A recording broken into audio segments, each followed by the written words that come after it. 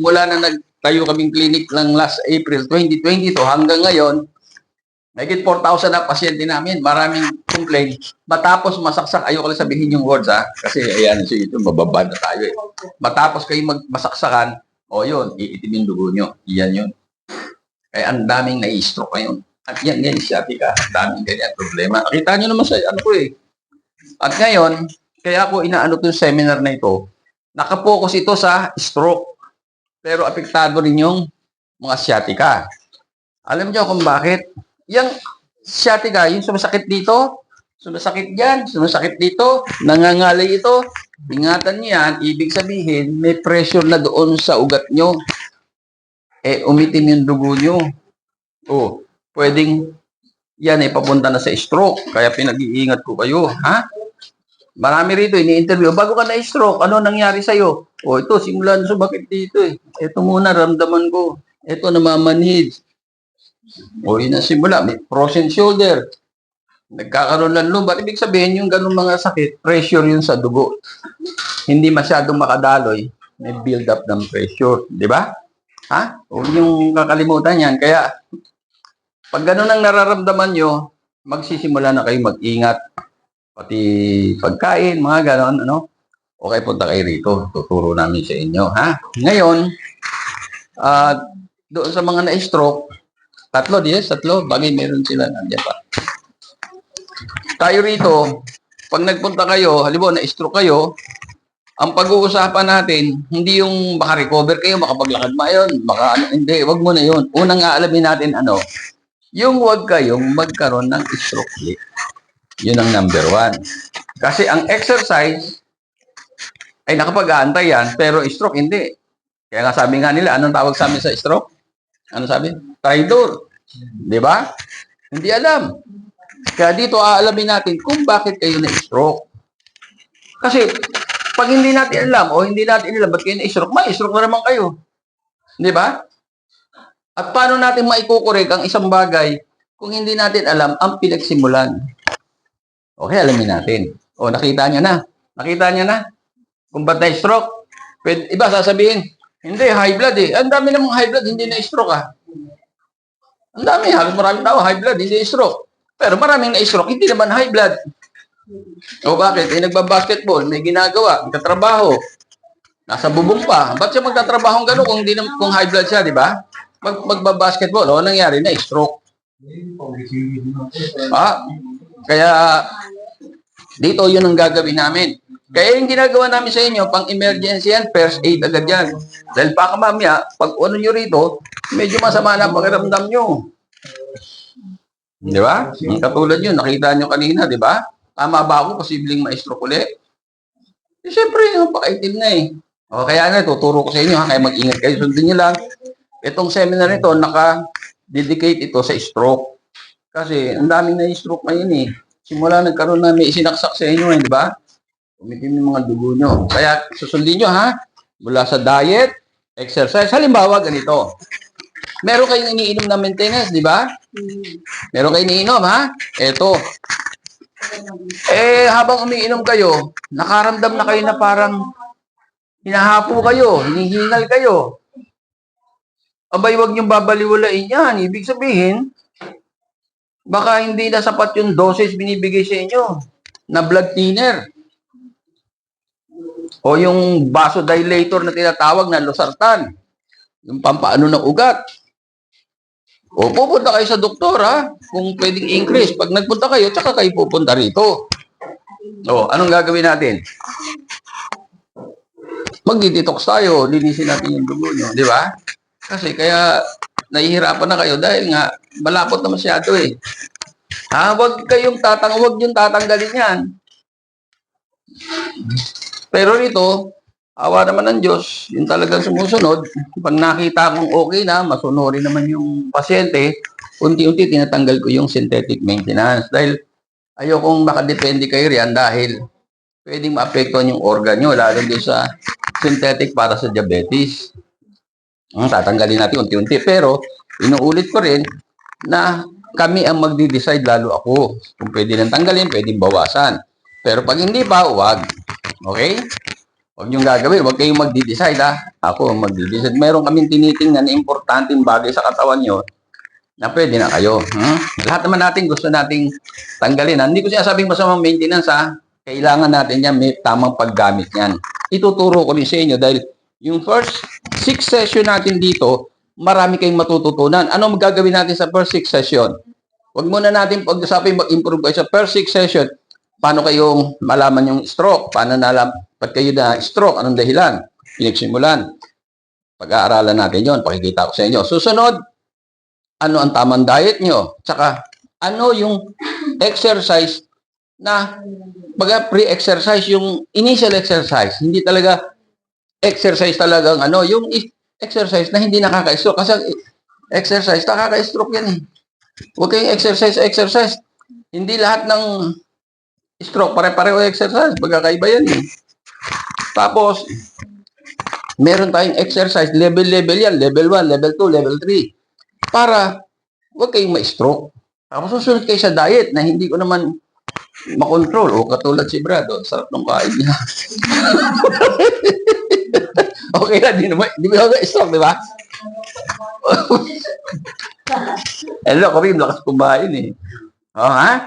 Kaya nga visual wellness, alam nyo, yung stroke na yan, halos wala na nagte-therapy niyan eh. May mga ibang magagaling na mag-therapy sa katawan eh. Ayaw lang tumanggap na iso kasi hindi naman nag-i-improve. Iba naman, yung mga PT pa nag-aral, ay wala na, 6 months, ayoko na. Hindi na mag-i-improve. Isipin mo, kawawa naman yung na-stroke. Pero dito, sunod lang kayo, dahil may na 4,000 na yung naging pasyente ko, simula pa 1978, mag-i-improve kayo. Susunod lang kayo. Ang gagawin natin, pabigat ng exercise. Dati, ganun-ganun lang ang kamay. Ganun-ganun lang yung paa. Bandang uli, sumutunod, bumibigat na yan. Para mag-improve kayo. Dahil aayusin natin yung dugo nyo. Ito yung utak, may exercise sa utak. May exercise, kasi tatlo yan eh. Dito, baba, top, middle, bottom. May exercise dito, may exercise baba. Sunod lang kayo, mag-improve kayo. Ngayon, ang tanong, baka ka-recover ba ako? Parang dati, ganun, Huwag nyo nang asahan mo na yun. Yung fully maka-recover kayo, dati yung trabaho nyo, mahirap na yun, di ba? Ibig sabihin, di ba, nakaganong kamay nyo. 10 taon na.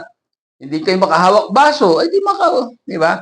Dati, ikang kayo, nakatungkod, makalakad kayo ng walang tungkod, abay, maganda na yun. Di ba? Pero rito, yung nag-i-improve, totoo, marami na ako pasyenteng nag-improve, naging halos kala mo, normal na eh. Pero yun yung sumunod. Halimbawa, sinabi ko sa inyo, dahil pabigat ng exercise natin dito, kaya tinitingnan natin kung ano yung hindi nag-i-improve at yung nag-i-improve. Hanggang may correct na natin lahat. Hanggang matutunan nyo, siguro, mga ilang session, baka ikasampu siya, kayo na mag-i-exercise. Bibili na lang kayo ng nutrients. Ito. Bibili na lang kayo ng nutrients. Halimbawa, sa una, yung first 6 session, linggo-linggo pupunta kayo. Kaya paghandaan nyo ito ng oras, pati budget. Susunod na, after 6 session o 1 month and a half, ako magdi-decide kung every week pa o every 2 weeks na. Ako ang magdi-decide. Kapag medyo mabagal, hindi pa natin pwedeng gawing every 2 weeks kasi titingnan ko yung development. Kasi pag tayo na-stroke, mula rin sa taas natin nito, dulo ng paa, dito, dulo ng kamay, apektado lahat eh. Pagagalawin natin lahat yan, unti-unti. Okay? Nagkaintindihan tayo ha? At sunod lang kayo sa diet. At yung ito, tapos sinabi ko sa inyo, halimbawa, sinabi ko sa inyo, ganito kasi, pag nagpunta kayo rito, there is a time, sasabihin ko sa inyo, halimbawa, ngayon, i-evaluate ko kayo kung anong na-damage sa inyo. Pwede ko sabihin, maggawin mo lang ito in 3 months, malaki na improvement mo. Halimbawa, sinabi kong gano'n, tandaan nyo ha? Sinabi kong gagawin mo 500 na gano'n. Ginagawa mo 50. Matutupad ba natin yung 3 months? Hindi. O mag-6 months tayo, mag-1 year. Kaya susunod kayo, ha? Kasi nag-lock yung mga muscle nyo eh. Lumabot ang dugo nyo, nag-lock. O di ayusin natin yun. Kung nakita kong mukhang mas hindi masyadong damage, sundin nyo lang ako kadalasan. Nagkakatotoo yung sinasabi ko.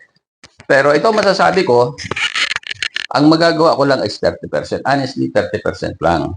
Sa inyo yung 70. Sa inyo yung, si Brad, kanya yung 50, dun sa asawa niya yung 20, no? Hindi pwedeng matagal mag-recover yung hindi kasama yung asawa. Kasama niya yung, may kasama kayo? Siya, di ba? O, kayo kasama sa bahay. Kayo, kasama niyo sa bahay. Ayan, yun ang gusto kong kailangan, ha? Para, kasi hindi kaya talaga na ano, kahit anong gawin ko, nakakalimutan ng pasyente. Tsaka alam mo yung pasyente, na-stroke yan, minsan kung ano niisip niyan eh. Di ba? Nawawala sa concentrate. O kaya dito, ikukondisyon natin emotional and physical. O di nagkaintindihan to, ilang percent ang magagawa ko? 30 lang. Eh, 70 sa inyo yun. At maraming, siyempre, prayer, di ba? Huwag nyo kakalimutan yun. Eh, ba't may prayer pa? Diba? O pwede yung sabihin. Eh, bakit hindi? Ang may-ari ng katawan yun. Hindi naman ako, di rin kayo eh. Ang Diyos, lahat ng buhok nyo, alam niya kung gaano karami yan. Bawat hinga nyo, siya ang nagkukontrol niyan. O, ba't hindi tayo lalapit doon sa pala may-ari? Diba? Ha? Nagkalinaman tayo, ha? O, yun ang ano. Ngayon, ang masasabi ko naman, dito, ayoko nung na-stress kayo. Bakit anong dahilan? Ba't ay stress, di-depress, anxiety, tinatawag? May kinalaman kasi sa lapot ng dugo. Pag na-stress kayo, na-depress kayo, lalapot ang dugo nyo. Bibilis ba ang paggaling? Hindi. Pag malapot ang dugo, baka nga pwede kayong ma-stroke eh. O. Kaya, lahat, sasabihin nyo sa akin kung anong pwedeng maipayo ko sa inyo. Basta ang masasabi ko lang, kung meron kayong problema na kinikim-kim, huwag nyo kay sabihin sa asawa nyo, sa anak nyo, kaibigan nyo, lumabas lang yan. Kasi pag yan, inano nyo, babara rito sa ano yan, magbabagsak ang thyroid hormones nyo. Kailangan ko yung thyroid hormones para gumanda yung dugo niya. O kaya, doon papasok yung ano, mananalangin kayo. Dahil pwede kayong magsalita, pwede kayong mag-zoom. Di ba? O may bubukan nyo, ha? Para hindi ba mabigat sa dibdib. Kasi ako naramdaman ko yung ano. Kaya ako, ginagawa ko lahat magagawa ko dahil ngayon wala na nagte-therapy ng stroke na matino. Eh, sino gagawa? Kaya ito na ano, dahil nga dyan sa stroke eh. Ha? Sunod lang kayo, ha? Tulog. Kaya rito, wag ko yung isipin, sinisingil naman ako. Hindi, maniwala kayo. Ang therapy na lang stroke, 30 minutes to 1 hour lang. Dito, abutin na yung 5 oras. 4, 5. Bakit? Hindi ko na iniintindi yung humaba ang ano. Importante mag-improve kayo.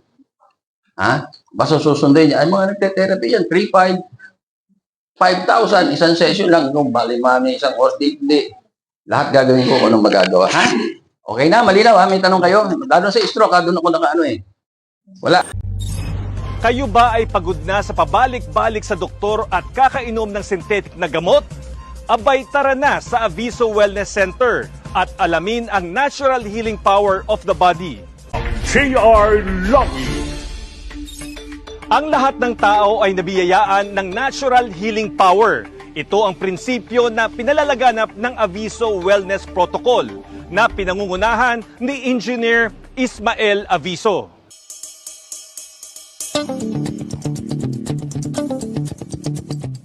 Ayon kay Engineer Aviso, nagkakaroon ng iba't ibang sakit ang tao dahil napabayaan at hindi na gumagana ang ating natural healing power. Ang tao, pag hindi tayo nag-detox, nagbi-build up yung toxic eh. Kasi dapat ang tao, para maganda ang katawan natin, maganda ang daloy ng dugo, merong nutrients na kailangan sa atin. Malaking bagay ang diet o kung ano ang ating kinakain para gumana ang ating natural healing power. Kaya dapat ang kinakain natin, prutas at gulay, 90 to 95%. 5 to 10% lang ang karne.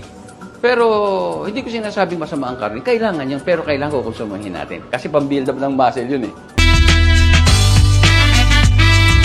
Ilang mga natatanging Pinoy sa bansa ginawaran ng pagkilala sa katatapos lang na Bravo Filipino Awards na ginanap sa Manila Hotel. Pasabinigang pagkilala yung Pinoy inventor na si Ismael Aviso Sr. bilang Inventor of the Year at kanyang anak na young entrepreneur na ginawaran ng Excellence in Business. First of all, I'm very thankful sa na binigyan tayo ng pagkakataon ni Bravo Filipino na maging part of awardee of this year to be Excellence in Business. So I'm very happy na nakasali yung business namin dito. Nagpapasalamat ako maraming. Una sa Diyos, siyempre. Pangalawa, sa mga organizer nito. nakilala nila yon. Lalo-lalo na sa panahon ng pandemic. Ano?